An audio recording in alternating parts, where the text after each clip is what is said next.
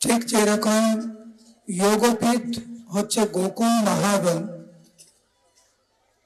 গোত্রম দ্বীপ যেরকম নন্দগাঁও, যেই দ্বীপে আমরা এখন অবস্থান করছি তা হচ্ছে গিরিরাজ গোবর্ধনের থেকে অভিন্ন। বলো গিরিরাজ মহারাজ কি। এই স্থানের মহিমা এইভাবে আচার্যরা বর্ণনা করেছেন, শ্রী গৌরাঙ্গ লীলাস্থান শ্রেষ্ঠ সর্বময়। এই দ্বীপে শ্রীমান মহাপ্রভু যে লীলা করেছেন তা শ্রেষ্ঠময় লীলা। কারণ এই লীলার মাধ্যম দিয়ে ভগবান প্রকাশ করেছেন কিভাবে মহাপ্রভুকে ভালোবাসতে হয়, কিভাবে গৌর ভক্তরা মহাপ্রভুকে আপন করে নিয়েছেন, মহাপ্রভুর ভক্তরা যে কিরকম গৌরগত প্রাণ তা এই দ্বীপে যে লীলা হয়েছে তার মাধ্যম দিয়ে প্রকাশ পেয়েছে। শ্রীমান মহাপ্রভু এবং ওনার অন্তরঙ্গ পার্শ্ববৃন্দ যে এই জগতে আবির্ভূত হয়েছেন তা মূলত আমাদেরকে শিক্ষা দেওয়ার জন্য যে মহাপ্রভুকে বা ভগবানকে কিভাবে ভালোবাসতে হয়। মহাপ্রভুকে ভালোবাসবেন, জীবনের অন্তিমে মহাপ্রভুর কাছে যাবেন। সংসারকে ভালোবাসবেন, এই সংসারেই ফিরে আসবেন। সোজা কথা। কয়েক সেকেন্ড চিন্তা করুন তো, সবচাইতে কাকে বেশি ভালোবাসেন জীবন? একটু চিন্তা করবেন। একদিকে আপনাদের যেটা খাওয়া খুব প্রিয়, সে খাবারকে কত ভালোবাসে। স্বামী স্ত্রীকে কত ভালোবাসে, স্ত্রী স্বামীকে কত ভালোবাসে, বাবা মা সন্তানকে কত ভালোবাসে, টাকা পয়সাকে আমরা কত ভালোবাসি, আত্মীয় স্বজনকে কত ভালোবাসি। এটা একটা দিক। অপর দিক ভগবানের প্রতি আমাদের কতটা টান, এটা উত্তর পেয়ে যাবে। কৃষ্ণ গীতায় বলছেন যম যম ব্যাপী স্মরণ ভাবম তেজন্তি কলেবরম। মৃত্যুর সময় যে যেই ভাব নিয়ে মৃত্যু বরণ করবে, পরবর্তী জীবনে সেই স্থানে সে যাবে। সংসারকে যদি আমরা আপন করি, ভালোবাসি, এখানে ফিরে আসবো। মহাপ্রভুকে ভালোবেসে থাকি, মহাপ্রভুকে সবচাইতে বেশি ভালোবাসে, তো মহাপ্রভু ধন্য। আমার পরে পরে বলুন, আপনারা একটা শ্লোক বলছে, উচ্চস্বরে বলবেন। বলুন, সংসারে আরতি করে, আরো উচ্চস্বরে, সংসারে আরতি করে মরিবার তরে, কৃষ্ণের আরতি করে ভব তরিবারে। তো কৃষ্ণকে আরাধনা করবেন, কৃষ্ণকে ভালোবাসবেন, কৃষ্ণকে আরতি করবেন, গৌর বৃন্দাবনে যাবেন। সংসারকে আরতি করবেন মরিবার তরে।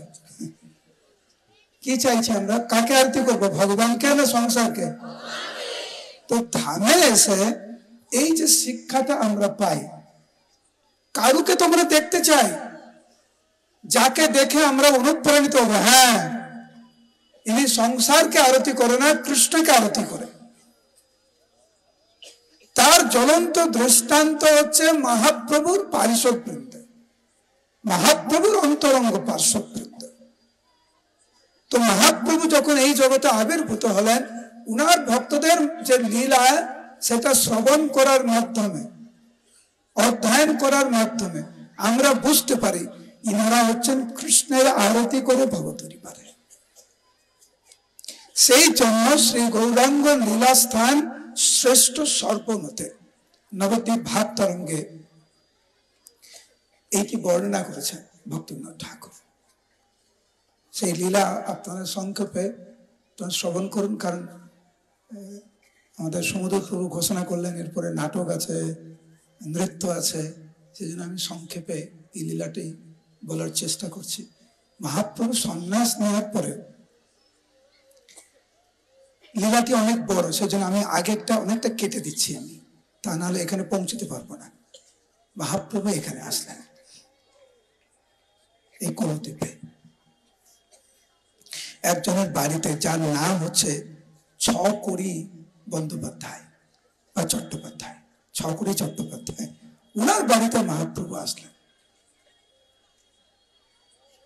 নদিয়ার ভক্তবৃন্দরা পাগলের মতো এই সময়ের জন্য অপেক্ষা করছিলেন যে কোন সময় ওনারা শ্রবণ করবেন যে নদিয়াতে মহাপ্রভু ফিরে এসেছে সন্ন্যাস নেওয়ার পরে। চিন্তা করতে পারেন, আপনারা যখন একাদশী করেন, আমরা যখন একাদশী করি, দ্বাদশের দিন ভাতের জন্য আমাদের কেমন টান হয়, তাই না?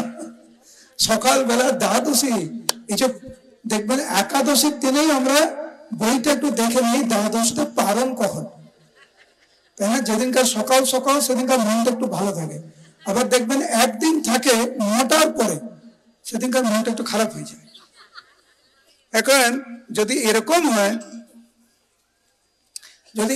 হয় যে আমরা অনেকদিন জল পান করিনি, প্রসাদ পাইনি, তারপরে আমাদের সামনে একদম 56 ভোগ আর কত রকম পানীয়, কেমন হবে মনটা? এটা তো জাগতিক উদাহরণ। ভক্তদের উদাহরণ কারুর সাথে তুলনা করা যায় না। ভগবান ভক্তের জন্য পাগল, আর সেই দিনের জন্য ওনারা অপেক্ষা করছিলেন, কোন দিন ওনারা শ্রবণ করবেন যে নদিয়াতে মহাপ্রভু এসেছেন। কেমন হতো যদি সাক্ষাৎ গুরু মহারাজ আপনাদের বাড়িতে যেতেন? কেমন হতো? হঠাৎ করে গুরু মহারাজ আপনাকে ফোন করে বলছে আমি তোমার বাড়িতে আসছি, কেমন হবে আপনাদের? আর যদি বলো গুরু মহারাজ তোমার বাড়িতে আসবো, এই প্রসাদ পাবো, আমার জন্য এই প্রসাদ রান্না করো, শুনে কেমন আনন্দ হয় না? জানি না কোনোদিন হবে কিনা, কিন্তু এইটা শুনেই আমাদের কত আনন্দ। নদিয়ার ভক্তবৃন্দরা গৌর কত প্রাণ, তারা মহাপ্রভুকে ছাড়া কিচ্ছু শুনে না। হঠাৎ করে ওনারা শুনলেন যে এই দ্বীপে, কোলদ্বীপে ওনাদের প্রাণ প্রিয় সাক্ষাৎ ব্রজেন্দ্র নন্দন, উনাদের নিমাই, নদের নিমাই এই কোলদ্বীপে এসেছেন, ছকরি চট্টোপাধ্যায়ের বাড়িতে। ভক্তরা পাগল হয়ে গেলেন। তো যারা এই দ্বীপে থাকে, যাদের নৌকা পার হতে হয় না, গাড়ি ঘোড়ায় চড়তে হয় না, তারা তো দৌড়ে চলে এসেছে এখানে। কিন্তু আরো কিছু স্থান আছে যেখান থেকে নৌকা পেরিয়ে গঙ্গার ওপারে থাকে ভক্তবৃন্দরা কিছু, আর সেই ভক্তদের এই দিকে আসতে নৌকা পেরোতে হবে। এবং তারা কত ভক্ত ছিল এইখানে বর্ণনা করা হয়েছে চৈতন্য চরিতামৃতে। লক্ষ লক্ষ কোটি কোটি ভক্ত নবদ্বীপে, লক্ষ লক্ষ কোটি কোটি ভক্তবৃন্দরা বসবাস করতেন। শুনি মাত্র সর্বলোকে মহানন্দে ধায়, মনের আনন্দে দৌড়াচ্ছে। শোনা মাত্রই মহাপ্রভু কুলিয়া গ্রামে এসেছেন, শোনা মাত্রই সব কিছু পরিত্যাগ করে পাগলের মতো দৌড়াচ্ছে মহাপ্রভুকে দর্শন করবে। কখনো দেখেছেন কোটি কোটি মানুষ একসাথে দৌড়াচ্ছে? আপনাদের এখানে কত ভক্ত আছে? এখানে 3000 ভক্ত আছে। আপনাদের কিছু ভিডিও বানানো হয়েছে, আমি জানি আপনারা দেখেছেন কিনা, আমি দেখেছি।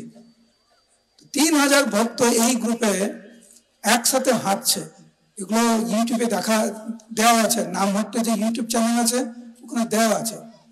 দেখতে অপূর্ব লাগছে, অপূর্ব। আর 3000 ভক্ত, চিন্তা করুন, মহাপ্রভুর সময় কোটি কোটি ভক্ত মহা আনন্দে দৌড়াচ্ছে মহাপ্রভুকে দর্শন করার জন্য। সেই দৃশ্য কেমন! কৃষ্ণদাস কবিরাজ গোস্বামী বর্ণনা করছেন, দৌড়াতে দৌড়াতে কোটি কোটি ভক্ত গঙ্গা নদীর তীরে এসেছে। তো কোটি কোটি ভক্তকে আপনাদের 3000 ভক্ত পার হতে লাগবে আধা ঘন্টা, প্রভু বললেন। এবং সেই জন্য কিন্তু বিরাট ব্যবস্থা করা হয়েছে। ওখানে 2-3খানা লঞ্চ আছে, অনেকগুলো ভটভটি আছে, অনেক ব্যাপার। মাত্র 3000 ভক্ত, আর মহাপ্রভুকে দর্শন করতে এসেছে কোটি কোটি ভক্ত। সেই জন্য চৈতন্য ভাগবতের বর্ণনা, লক্ষ লক্ষ নৌকা বা আইল কোথা হইতে। কত নৌকা? জোরে জোরে, কত নৌকা? দেখেছেন কোনদিন লক্ষ লক্ষ নৌকা একসাথে? তো কোটি কোটি মানুষের জন্য, ভক্তের জন্য লক্ষ লক্ষ নৌকা কোথা থেকে আসলো? বৃন্দাবন দাস ঠাকুর বলছে, আমি জানি না কোথা থেকে আসলো, আমি জানি না। কারণ লক্ষ লক্ষ নৌকা একসাথে করা মানে তো বিরাট ব্যাপার। পৃথিবীর সম্রাট লাগবে লক্ষ নৌকা জোগাড় করতে। কিন্তু কোথাও থেকে যে আসলো আমি জানি না, না জানি কত পার হয় কত মতে, আমি জানি না। এই যে কোটি কোটি ভক্তরা এসে গেছে এখানে, তারা যে কিভাবে যে নদী পার হবে আমি বুঝতে পারছি না। আর ভক্তদের যেহেতু মহাপ্রভুকে পাওয়ার জন্য পুরো পাগল হয়ে গেছে, একটা নৌকাতে যে কতজন উঠা উচিত সেই জ্ঞান তাদের আর নেই, পাগল হয়ে গেছে তো দেখার জন্য। সেই জন্য যেই নৌকাতে 100 জন উঠা উচিত সেখানে 1000 ভক্ত উঠে গেছে। তো যেইখানে 100 জন থাকার কথা সেই নৌকাতে যদি 1000 ভক্ত উঠে যায়, তো নৌকা ডুববে কি ডুববে না? এমনি সাধারণ হিসাব কি বলে, হ্যাঁ কি না? ডুববে। আর তাই হয়েছে। যেই মুহূর্তে ভক্তরা এইভাবে নৌকায় উঠেছে, পুরো নৌকা ডুবে গেছে। কয়টা নৌকা ডুবেছে? লক্ষ লক্ষ নৌকা ডুবে গেছে। কিন্তু চৈতন্য ভাগবতের বর্ণনা অনুযায়ী তথাপিও সবে তরে কেহ নহি মরে। এটা কি করে হয়? লক্ষ লক্ষ নৌকা ডুবে যাচ্ছে, কেউ মরছে না, সবাই আনন্দে পার হয়ে গেছে। কি করে? তার বর্ণনা বৃন্দাবন দাস ঠাকুর দিয়েছেন, শুনুন। গঙ্গা দেবী দর্শন করছেন যে কিভাবে গৌরগত প্রাণ ভক্তবৃন্দরা মহাপ্রভুকে দর্শন করার জন্য এত পাগল হয়ে গেছে যে তাদের বাহ্যিক জ্ঞান নেই যে ছোট নৌকায় এত সংখ্যায় ভক্ত উঠেছে, নৌকাটা ডুবেই গেছে। গঙ্গা দেবী সেই সমস্ত ভক্তদের সেবা করতে চাইলেন। গঙ্গা দেবী এইটা দর্শন করে স্তম্ভিত হয়ে গেলেন যে নদিয়ার ভক্তরা মহাপ্রভুকে পাওয়ার জন্য কতটুকু পাগল। সেই জন্য উনি কি করলেন, যে যেই জায়গাটায় নৌকা ডুবে গেছে সেই জায়গাটা নৌকা ডুবিলেই মাত্র গঙ্গা হয় স্থল। মানে যেই মুহূর্তে নৌকাটা ডুবে গেল ওই জায়গাটা পুরো উঁচু হয়ে গেল, আর কোনো জল তল নেই, ভক্তরা হেঁটে হেঁটে পার হয়ে গেল। আপনারা কাহিনী শুনেছেন যে বসুদেব ভগবান কৃষ্ণকে কিভাবে যমুনা পার করে নিয়ে গেল। যমুনা তো রাস্তা করে দিল, তাই না? যমুনা দেবী সেবা করলো, কৃষ্ণের সেবা করলো। এইখানে গঙ্গা দেবী মহাপ্রভুর সেবা করলো। যেই নৌকা ডুবে গেল ওই জায়গা স্থল হয়ে গেল, আর ভক্তরা গৌরাঙ্গ গৌরাঙ্গ বলতে বলতে হাঁটতে হাঁটতে চলে গেল। হরি বল। হেন চৈতন্যের অনুগ্রহ ইচ্ছা বল, এইটা হচ্ছে মহাপ্রভুর ইচ্ছার বল। তো কারোর যদি ভগবানকে পাওয়ার তীব্র বাসনা থাকে, ভগবান সেই সমস্ত সুযোগ সুবিধা করে দেবে। কেন আপনারা নবদ্বীপ ধামে এসেছেন পরিক্রমা করার জন্য? এমনি এমনি আপনার পকেটে পয়সা ছিল বলে চলে এসেছেন? এই পৃথিবীতে কত মানুষের পকেটে কত পয়সা আছে, তারা তো আসতে পারেনি। আপনারা এসেছেন কি করে? আপনাদের মনে অনেক বাসনা ছিল, মহাপ্রভু কৃপাপূর্বক উনি সেটা অনুমোদন করে আপনাদেরকে ধামে টেনে নিয়েছেন। উনি আপনার বাড়ির পাশে যার ভক্তদের বাড়ি, তারও আসার ইচ্ছা, কোনো কারণে আসতে পারেন, আপনারা আসতে পেরেছেন। পূর্ণ সুযোগ গ্রহণ করুন। তো এইভাবে, এই জন্যই ভক্তনাথ ঠাকুর বলছেন গৌরাঙ্গ লীলাস্থান শ্রেষ্ঠ সর্বমতে। দেখবেন ধামের প্রতি আমাদের কখন আকর্ষণ জাগে, যখন আমরা সেই সমস্ত ভক্তদের সান্নিধ্য অর্জন করি যারা ধামের প্রতি আসক্ত। গৌরাঙ্গ লীলা শ্রবণের মাধ্যমে মহাপ্রভুর প্রতি আকর্ষণ জন্মায়, নামের মহিমা শ্রবণ করার মাধ্যমে নামের প্রতি আসক্তি জন্মায়, ধামের মহিমা শ্রবণ করার মাধ্যমে ধামের প্রতি আকর্ষণ জন্মায়। আর এই যে গৌরগত প্রাণ মহাপ্রভুর ভক্তবৃন্দরা, ওনাদের মহাপ্রভুর প্রতি যে আকর্ষণ, এই সমস্ত লীলা শ্রবণ করার মাধ্যমে আমাদেরও মহাপ্রভুর প্রতি আকর্ষণ জন্মাবে। এটি শাস্ত্রের সিদ্ধান্ত। সেই জন্য ভক্তনাথ ঠাকুর বললেন এটা হচ্ছে সর্বশ্রেষ্ঠ স্থান। কারণ এখান থেকে আমরা বুঝি যে মহাপ্রভুর প্রতি কেমন টান হলে মহাপ্রভুকে পাওয়া যায়। আমি প্রথমেই বললাম কাকে ভালোবাসি আমরা, সংসারকে না কৃষ্ণকে?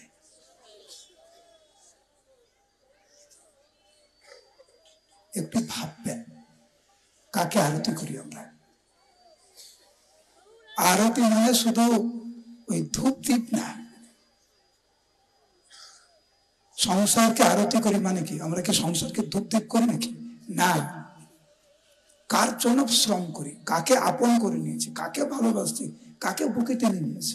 ভগবানকে না সংসারকে? সংসারকে যদি আমরা আপন করি তাহলে কিন্তু আবার ফিরে আসতে হবে এই জগতে। আর যদি কৃষ্ণকে আমরা আরতি করি, কৃষ্ণকে ভালোবাসি, তাহলে যজ কর্তব্যানি নিবর্তন্তে তদ্ধাম পরমম মম। ভগবানের কাছে আমি ফিরে যাব, যার ফলে এই জগতে আমাদের আর ফিরে আসতে হবে না। আর এই পরিক্রমা, নবদ্বীপ পরিক্রমা, সেই সুযোগ আমাদেরকে করে দেয়, যার মাধ্যমে আমরা ভগবানকে ভালোবাসতে পারি।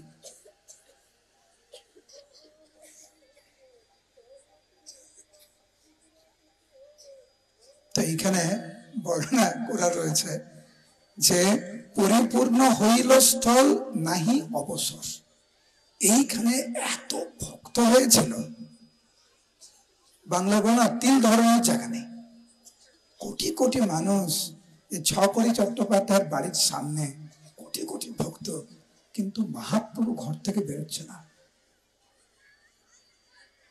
ছকরি চট্টোপাধ্যায়ের ঘরে মহাপ্রভু, আর বাইরে কোটি কোটি মানুষ মহাপ্রভুকে দর্শন করার জন্য এসেছেন, কিন্তু মহাপ্রভু দর্শন দিচ্ছে না।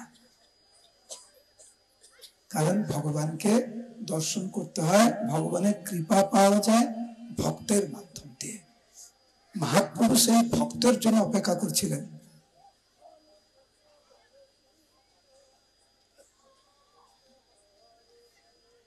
সেই ভক্তের নাম হচ্ছে বিদ্যাবাচস্পতি। আপনারা গিয়েছিলেন হয়তো বিদ্যাবাচস্পতির বাড়িতে, মনে আছে? কোথায়? বিদ্যানগরে। বিদ্যানগর হচ্ছে বিদ্যাবাচস্পতির গৃহ। তো মহাপ্রভু বিদ্যাবাচস্পতির জন্য অপেক্ষা করছিলেন। কেন অপেক্ষা করছিলেন সেটা আবার আরেকটা লীলা, সেজন্য ওই লীলাতে যাচ্ছে না। কিন্তু মহাপ্রভু চাইছিলেন যে বিদ্যাবাচস্পতির মাধ্যম দিয়ে মহাপ্রভু সবাইকে দর্শন দিক। তো মহাপ্রভু এখানে সবাইকে দর্শন দিয়েছেন। আরেকটা বিষয় আমি যেটা এখানে আলোচনা করতে চাইছি খুব সংক্ষেপে,